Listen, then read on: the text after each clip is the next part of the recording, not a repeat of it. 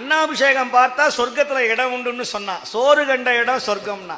நேற்று யாரெல்லாம் சிவன் கோயிலுக்கு போனாங்களோ அவங்கெல்லாம் புண்ணியவாளர்கள். நாங்க கோயிலுக்கே போகல, பிரசாதம் தேடி வந்ததுன்னா அவங்க அதை விட புண்ணியவாளர்கள். நாங்க போக மாட்டோம் அப்படின்னு சத்தியம் பண்ணி வீட்டிலே ரிமோட்டை வச்சு அமுத்துக்கிட்டே இருந்தவங்க நிச்சயமா சொர்க்கத்துக்கு போக மாட்டாங்க. அதை நான் சொல்ல விரும்பல. கோயிலுக்கு போகணும். இந்த மாதிரி வழிபாடு நடந்தா முதல்ல ஐயா நான் வந்து கலந்துக்கிறேன்னு கலந்துக்கிறீங்களே, உங்களை விட பாக்கியவாளர்கள் இந்த உலகத்துல குடியேற்றத்துல யாரும் கிடையாது. நீங்க தான் அதிர்ஷ்டசாலி. நீங்க முருகனை விலை கொடுத்து வாங்காம இலவசமா சல்லீசா வாங்கி வீட்டில் கொண்டு போறீங்களே, உங்களை விட பாக்கியவாளன். அங்க வந்துட்டானே, முருகன் வந்துட்டானே. அவன் வேலை உங்க கையில பிடிச்சிட்டீங்களே அம்மா. இதை விட இனிமே உங்களுக்கு என்னமா வாழ்க்கையில என்னமா பிரச்சனை?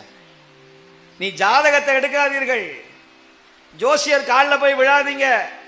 அண்ணாபிஷேகம் பார்த்தா சொர்க்கத்துல இடம் உண்டுன்னு சொன்னான். சோறு கண்ட இடம் சொர்க்கம்னா. நேற்று யாரெல்லாம் சிவன் கோயிலுக்கு போனாங்களோ அவங்கெல்லாம் புண்ணியவாளர்கள். நாங்க கோயிலுக்கே போகல.